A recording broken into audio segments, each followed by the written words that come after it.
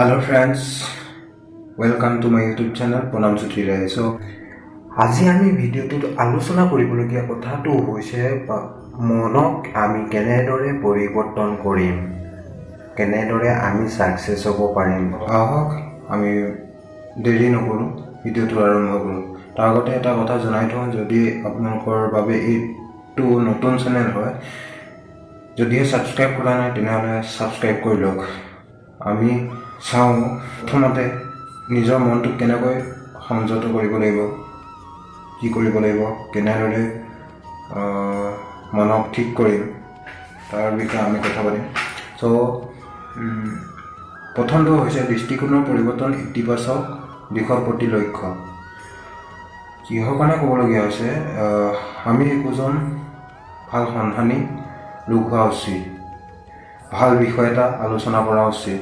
যদিহে আমি সেই ভাল বিষয় আলোচনা নকৰোঁ, মানুহৰ বেয়া আলোচনাই বেছিকৈ চলে, তাৰ কাৰণে ভাল বিষয় এটা আলোচনা কৰিব লাগিব। আৰু সেই ভাল বিষয় আলোচনা কৰাৰ লগতে দুই এজন ব্যক্তি ভাল হ'বলৈ চেষ্টা কৰিব। কোনো ব্যক্তি বা কোনো এটা পৰিস্থিতিৰ মাজত থকা বেয়াখিনি বাদ দি আমি ভালখিনি কথাৰে বা কথাৰ সন্ধানেৰে আমি কাম আৰম্ভ কৰা উচিত। আমি জীৱনত ইতিবাচক দিশটোহে সমালোচনা কৰা উচিত। যদিহে আমি ইতিবাচক দিশটো সমালোচনা নকৰোঁ, তেতিয়াহ'লে নেতিবাচক দিশে আমাৰ আগুৰি ধৰিব। এনে কিছুমান মানুহ আছে পৃথিৱীত, যিবিলাক মানুহে নেতিবাচক দিশটোহে চায়। নেতিবাচক ব্যক্তিয়ে সদায় সমালোচনা কৰিবই, সমালোচনা নকৰাকৈ নাথাকে। কেতিয়াও ইতিবাচক দিশটো কেতিয়াও সমালোচনা নকৰে তেওঁলোকে।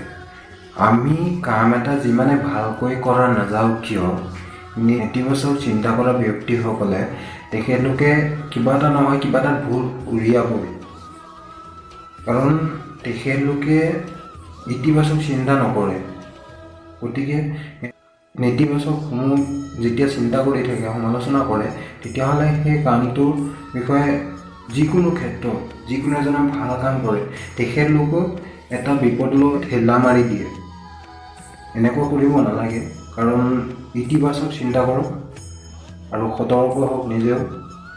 গতিকে যিসকলে নেতিবাচক সমালোচনা কৰে, তেখেতলোকে ভাবে যে মই এটা প্ৰতিযোগিতাত নামিছোঁ আৰু প্ৰতিযোগিতাৰ পৰা মই পুৰস্কাৰ পাম। কিন্তু এইটো ভবাটো ভুল, কাৰণ নেতিবাচক চিন্তাই আমাক মনত প্ৰেছাৰ স্বৰূপ হৈ পৰে।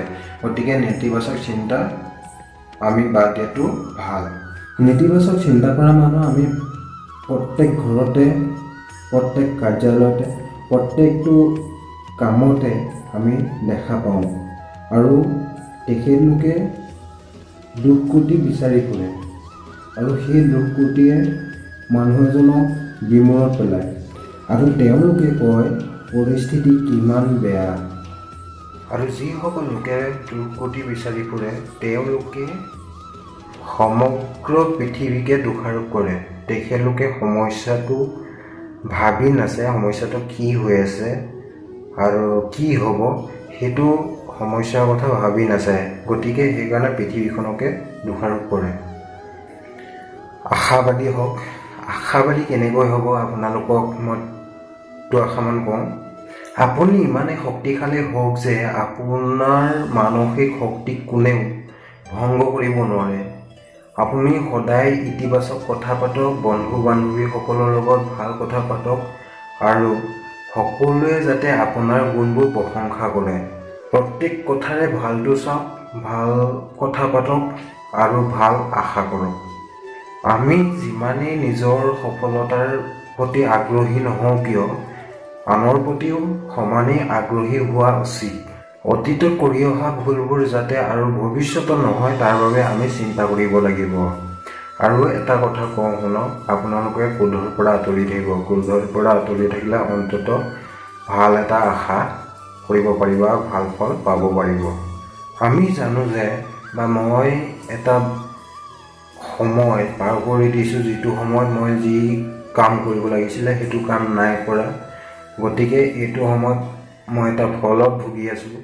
আৰু আপোনালোকে হয়তো ভুগিছে চাগে, হয়তো সেইকাৰণে আপোনালোকে সময় অপব্যয় নকৰি আপোনালোকে যিটো কাম কৰে সেইটো কামত আপোনালোকে হাত দিয়ক। যদি ভাবিছে বোলে এইটো কাম ভাল, তেতিয়াহ'লে আপোনালোকে হাত দিয়ক, তেতিয়াহে আপোনালোকে ফলৱৰ্তী হ'ব পাৰিব। মই জানো, ময়ো কৰিছোঁ বিলম্ব, কিন্তু কৰিবলৈও এটা পথ লাগিব, যিটো পথত সত্য থাকিব। সত্য থাকিলেহে এটা কামত ভাল সফলতা পোৱা যায়। যদিহে আমি সময়ত মাৰিব নোৱাৰোঁ, তেতিয়া আমি পিছলৈ পস্তাবলগীয়া হয়। গতিকে সময়ত মাৰক। এটা কথা ভাবক, আমি যিমানখিনি বিলম্ব কৰিলোঁ বা সময়ৰ প্ৰতি লক্ষ্য ৰাখি আমি কাম নকৰিলোঁ, সিমানে আমাৰ ভাগৰ লাগে।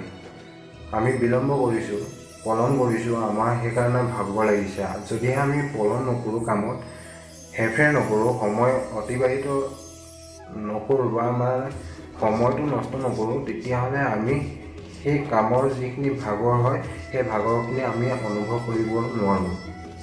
এটা কথা চাওক, আপোনালোকে যদি এটা কাম কৰি সম্পূৰ্ণ কৰিছে, তেনেহ'লে আপোনাৰ সেই কামটোত আপোনাৰ এটা আনন্দ, এটা মনত শান্তি অনুভৱ কৰিব পাৰে। যদি সেই কামটো আপোনালোকে সম্পূৰ্ণ নকৰে, তেনেহ'লে সেই কামটোত কোনো আনন্দদায়ক উদ্দীপনা আমাৰ মনত দেখা পোৱা নাযায়। আপোনালোকে নিজে কৰি চাব পাৰে এই কামটো, যদিহে কৰে নিজে এটা আনন্দ উপভোগ কৰিব যে এইটো কাম নকৰোঁ, মোৰ কাৰণে উপযুক্ত নহয়।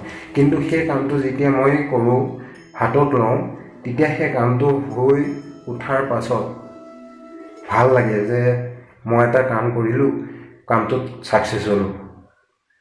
সেয়ে আপোনালোকক মই এই দুআষাৰকে ক'লোঁ, আপোনালোকে যদি ভাল পালে তেনেহ'লে লাইক কৰিব, কমেণ্ট কৰিব, শ্বেয়াৰ কৰিব আৰু চেনেলটো ছাবস্ক্ৰাইব কৰিবলৈ নাপাহৰিব। জয় আই অসম।